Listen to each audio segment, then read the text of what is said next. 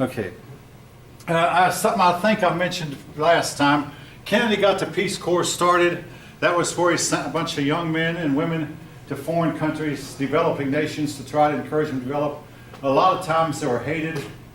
Americans tended to come across as being arrogant, and also Latin Americans learned to hate the United States because of generations of the United States supporting bad dictators or trying to impose democracy on them when they weren't ready for it.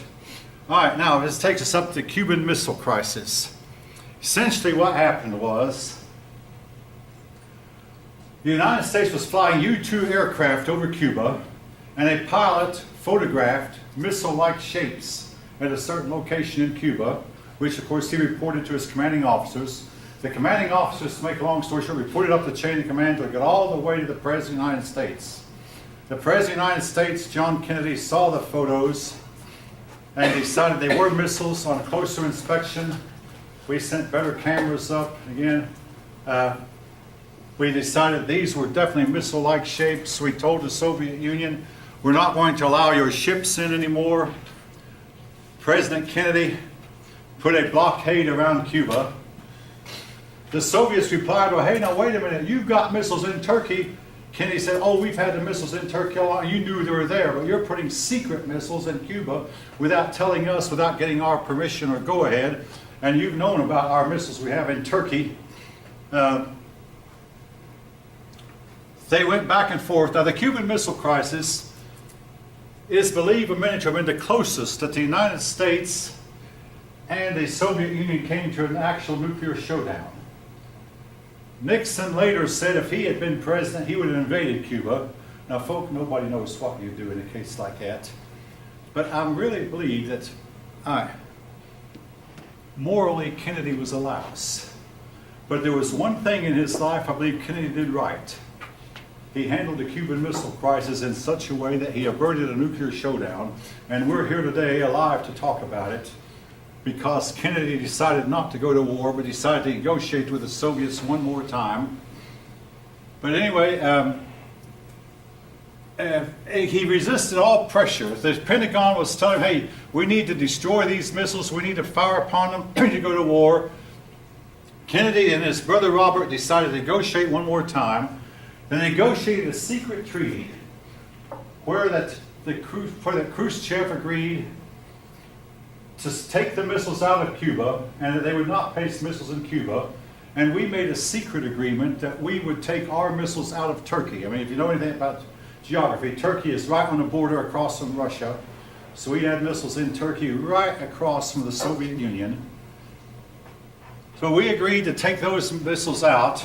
Now, I had a pupil one time say, I think that we, the American people, have a right to know what our country is agreeing to. I said, you've got to live in the real world. In the real world, our leaders make secret agreements, things they don't want to tell us because they know it would stir up controversy. The agreement to pull the missiles out of Turkey was made in secret. We found out about it many years later. Your book does mention it, so again, the history books I've taught from will mention it. It took us many, many years to find out that we had agreed to pull our missiles out of Turkey. They agreed to keep their missiles, to not install missiles in Cuba, and a nuclear showdown was averted. In the meantime, something your book doesn't mention, a hotline was set up between Washington and between the White House and the Kremlin, to where if something like this came up, the president of each country could call the other one and supposedly avert a nuclear showdown. Anyway, that crisis was averted. 2 years later, your book says Khrushchev's removed from power and Kennedy appeared to be triumphant. True. But also before that time, Kennedy was assassinated, so Khrushchev outlived Kennedy. Actually, Khrushchev died, I believe, in 1971. But Khrushchev was ousted from power in a coup. Now, in the meantime, the United States, Great Britain, and the Soviet Union finally realized that the nuclear program was costing a whole lot of money, so they sat down and agreed to limit the test ban, limit the nuclear testing, called disarmament. Big disarmament conferences were held. A lot of people did not agree with them. Here was a problem. Could you trust the Soviet Union to keep their word? There was one person, they showed a cartoon where the Uncle Sam had a pistol pointed at Khrushchev's head, and Khrushchev had a pistol pointed at Uncle Sam's head. And then the captain said, the problem is, how can you know that the other fellow will lower his gun when you do? Good question. Really good question. And we have found out that the Soviet Union, Russia today, does not keep its missile treaties or its disarmament treaties. This your book will deal with later. But all right, now Vietnam. Vietnam was something I faced. Essentially, you had two sides, the South and the North. Backing up a little bit, Vietnam had been conquered by the French. When World War II went on and the French were greatly defeated and humiliated, the Vietnamese saw their chance to oust the French, so the Vietnamese could not get any help from the United States to oust the French, so the Vietnamese turned to China and to Russia. North Vietnam then became communist. South Vietnam became anti-communist. But the South Vietnamese were terrible fighters.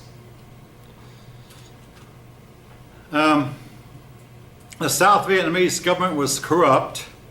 They promised to allow free elections, but they knew the communists would win if they allowed free elections, so they did not have free elections. And folk, this is one black mark against us. North Vietnam set up land reform, in other words, give land to people who didn't have land, take that extra land from the rich and redistribute it among the poor. And this is one time in history when this might actually have worked a little bit. Vietnam is somewhat of a prosperous country.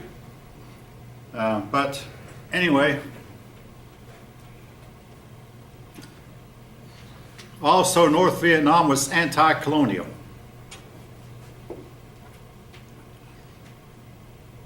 So neither side was worth it. So Basically, again, folk, about Vietnam, I mean, it's a touchy issue because I lived through it. We were told that, well, it was trying to keep the people South free, just like it happened in Korea. A lot of parallels, except for one big difference. When the Korean War was over, South Korea began to industrialize, to westernize, to become democratic. In the case of Vietnam, I don't think we could have westernized those people. They were not, all right. Folk, I mean, I sometimes have to feel like I'd be more careful what I say. Vietnam is a tropical country. Tropical peoples tend to not be industrious, pure and simple. People living in temperate climate, we have about a 2 or 3 week open harvest time we can plant. In other words, if you're a farmer in North Georgia right now, today is a cold day. I mean, all right, granted. But you can plant any time between now and about June 1st. You have about 4 weeks. Now, if you're a farmer up in Ohio, you have a 2 week open period late in April and early May when you better plant right before May 10th or you can forget about it.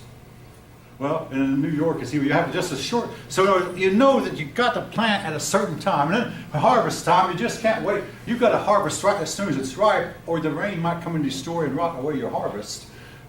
Or the frost might come before you expect it to. You've got to plant, it's time schedule you've got to keep. So northern people people from temperate climates tend to be industrial. People from tropical climates, I'll plant when I get ready to. I don't feel like it today. Or they'll actually, if you give them a job, they'll set a fish trap. And if they're on their way to work, they'll check the trap. If there's a fish in the trap, oh, I don't have to go to work today. I can feed my family this fish. I'm not going to work today. That is tropical people for you. All right, if that offends any of you, I mean, take it up with the facts. This is the way I see it. South Vietnam was a tropical almost a land of year-round summer, no winter. I started to say paradise, but it's a tropical country. The people there are not industrious. Pure and simple. Anyway, so it's like we're helping people who did not want to help themselves. North Vietnam, in the meantime, they kept power through imprisoning dissenters and through mass executions, and they got away with it. About the time Kennedy was assassinated, the CIA under Kennedy assassinated the president of North Vietnam. The president of South Vietnam. And the wife of the president of South Vietnam, Madame Nhu, fled to France because South Vietnam had connection with France. This made a lot of news back then. You don't hear much about it now. At the same time, about that time, the CIA also helped assassinate the president of the Dominican Republic and helped oust a democratically elected communist in the Dominican Republic. This is in your book, folk. And the CIA tried to bump off Castro, and some people believe that Castro beat Kennedy to the draw. Basically, Castro was tried to be bumped off by Kennedy, but Castro bumped off. There are a lot. Johnson believed this. Lyndon Johnson believed this. That Lee Harvey Oswald and Jack Ruby had connections to Castro, and it's known both men had been to communist country, and they were hired by Castro to bump off Kennedy. And from that day till this, no president ever tried to bump off Castro, and no president of the United States ever was killed. Now, some of them had guns pointed at them, but no president has ever been assassinated. But anyway, in those days, now the United States today has promised it will not try to assassinate foreign leaders. And we've told the world, but we did in the case of the President of the Dominican Republic. In the case of Chile, the CIA was involved in trying to get rid of the elected president who was a communist. And in the case of Vietnam, and in the case of Castro's Cuba, our American CIA tried to, and except for Cuba where they didn't succeed, but they successfully ousted dictators that we, the United States, did not like. All right, back to Vietnam. North Vietnamese rebels were called Viet Cong, as opposed to North Vietnamese regulars. There were North Vietnamese we were fighting, and then the Viet Cong. So basically, folk, what you had was the South was divided between its own people, and the North was united behind Hanoi and behind Ho Chi Minh. Ho Chi Minh was the leader of the North Vietnamese.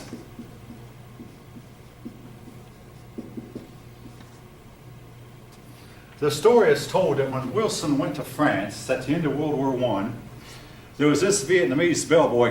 Wilson didn't even know where Vietnam was or didn't care. And this bellboy said, "Will you please help my country?" He knew Wilson was trying to negotiate world peace. "Will you please try to help my country get rid of France?" Wilson didn't have time for that Vietnamese bellboy. That Vietnamese bellboy turned out to be Ho Chi Minh. My generation paid a dear price for that snub. So Ho Chi Minh then turned to Moscow and got plenty of help from there. Now, when the Vietnam War started, the United States believed that its superior technology would help it win the war, and its superior training of its men, the technology that we had did not help us much in that jungle fighting. The Vietnamese resorted to guerrilla warfare, which they had used against the Chinese for hundreds of years and against the Mongolians. And they knew how to fight it, and we didn't. And the war became into a dirty war. As time went on, all right, the war was not that big. In fact, initially we sent advisors. Our men would not get involved in actual combat, but they went there as advisors. Well, that didn't work. The advisors, again, getting the Vietnamese motivated to fight to win did not work. So we finally told our American troops, "You can shoot." In the meantime, in the 1964 election, candidate President Johnson, he was also a candidate to run again, he promised, "We will not get involved in any war in Southeast Asia." All the time he was secretly planning to escalate to war once the election was over. And my mother said, "Johnson has not shown his true colors yet." Johnson had not yet been president. Well, he'd barely been president for a year. Kennedy was assassinated November 22nd. The election occurred about November 8th, 1964. So Johnson had not been president quite 1 year when he was reelected overwhelmingly. Almost 1 year. Almost 1 year, yeah, almost 1 year. Just a few days short of being 1 year. Kennedy, he became president in November and he was reelected in November. Almost a year.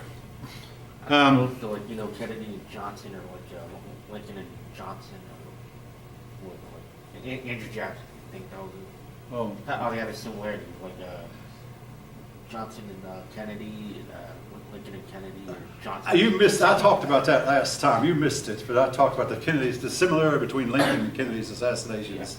I talked about that last time. Kennedy was assassinated in a Ford theater, but Yeah. Kennedy was assassinated in a Ford car.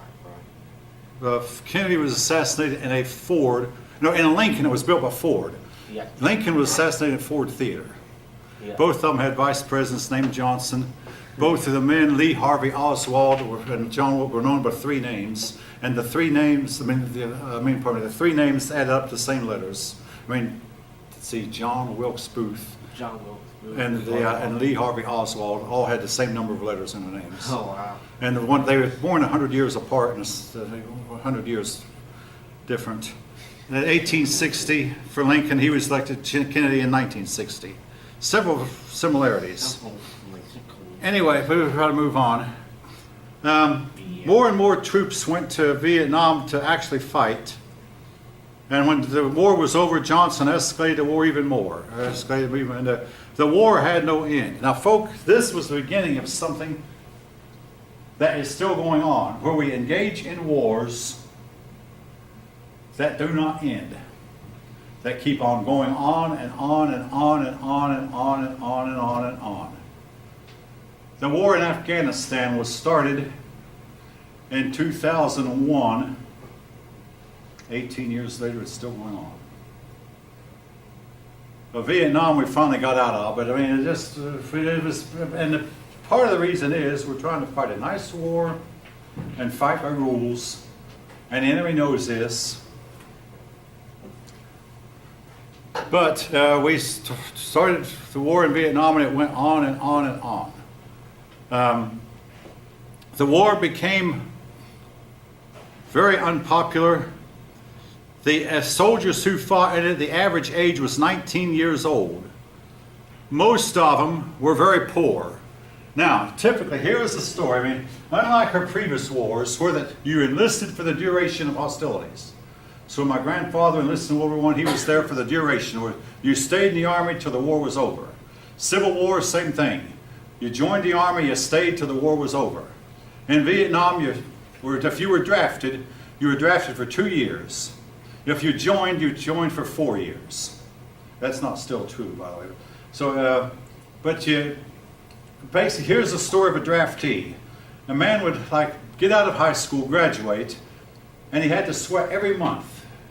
Every month, check the birthday list, and if his birthday came up on a low number, like one of the first ones to be drawn from a hat, he could expect to get a greetings. You're to report to duty in such and such a location, be there. And he was expected to report to duty. He'd be of an average about 18 and a half years old. He would undergo 15 weeks of basic training. Then he'd get 30 days leave, 30 days to go back home, say goodbye to his family. Then he'd be shipped off to Vietnam for a year. Then after his year of tour of duty with Vietnam was over with, he'd come home and get another 30-day leave, 30 days more. By that time, most of his 2 years were up. But he still had about 4 or 5 months left, so they make a buck sergeant out of him. You give him 3 stripes on his collar, and his job was to train other young men to go to Vietnam. And they learned to be as mean as a snake. Remember? But anyway, after 5 or 6 months or 2 years were up, and they were out of the Army. Some of the time they joined the National Guard or Reserve, but they had fulfilled their military obligation. Now, if you've been this for 4 years, you only had to serve 1 year of Vietnam. You're going to undergo basic training, of course. All soldiers do that, even the officers. Undergo basic training, get 30-day leave to go home, go to Vietnam for a year, then come home, get 30 more days basic leave, and then be assigned someplace like Germany or Japan or Korea, where there supposedly was no war. And at the end of 4 years, you'd be released to come home. Unless you re-up for some more time. If you could re-up, oh yes, a lot of draftees re-upped. And a lot of men would actually re-up for another tour of duty in Vietnam, having served 1 year in Vietnam. But your book says that this gave the American soldiers something they never had before. They knew when I've been here 11 months, and they'd get to where they would try their best just to save their hide long enough to get home. I mean, the first month they were there, oh, it was just terrifying to them. And they would find ways to go hide, go AWOL or whatever. I mean, well, I talked to somebody who, they'd land their plane, and all of a sudden as they got out of the plane, they'd hear the rat-tat-tat-tat-tat of machine gun fire, and the enemy was actually right there near their plane. And the fighting was going on right, and they'd be assigned right away to fighting duty. And, okay, just have a seat for a minute, I'll be right with you. Okay, right away to fighting duty, and